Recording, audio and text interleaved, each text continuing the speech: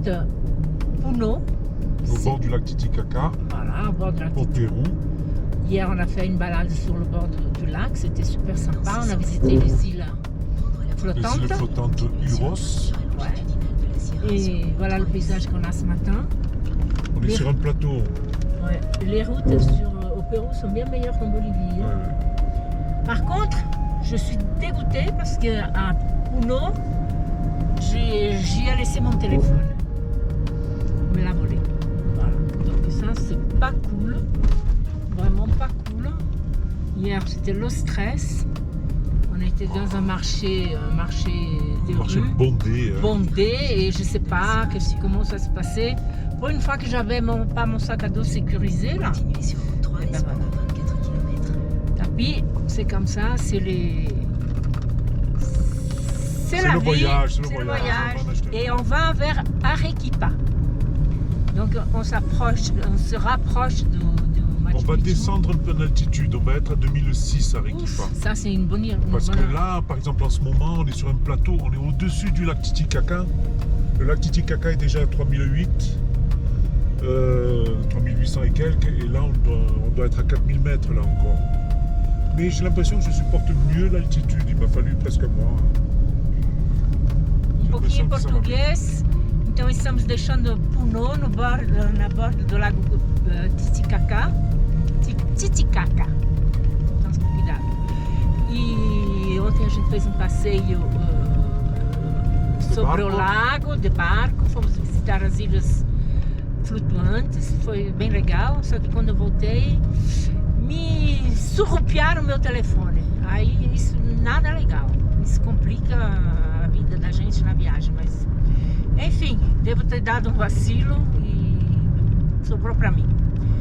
E agora a gente está indo para Arequipa e o paisagem que a gente tem é esse aqui. Super plano. Estamos num platô. E a viagem continua.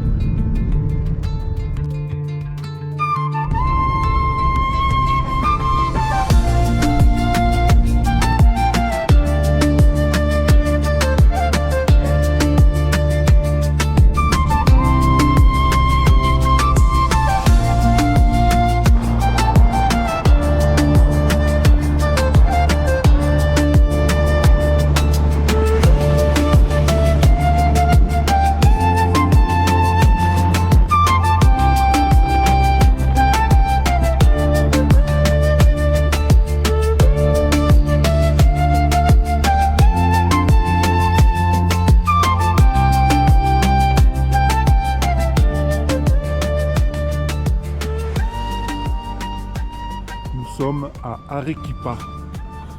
On est arrivé hier. La ville paraît sublime. On va visiter.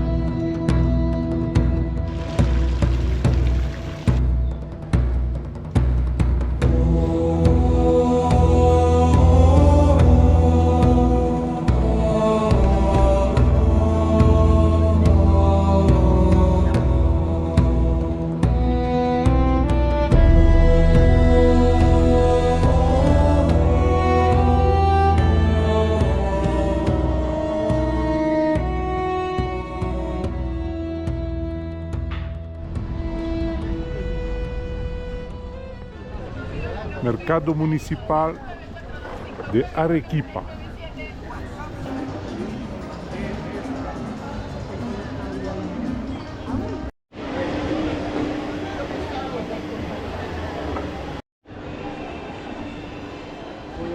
Toutes les sortes de pommes de terre. Enfin, c'est que des pommes de terre.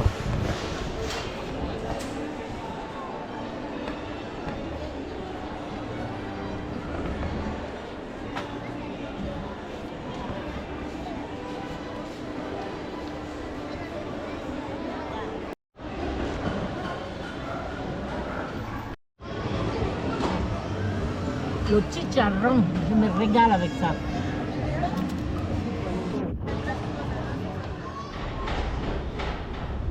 On sort de l'assurance pour assurer le véhicule et ils ne veulent pas nous assurer le véhicule brésilien.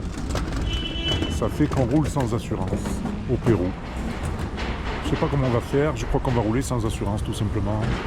On n'a pas le choix de toute façon.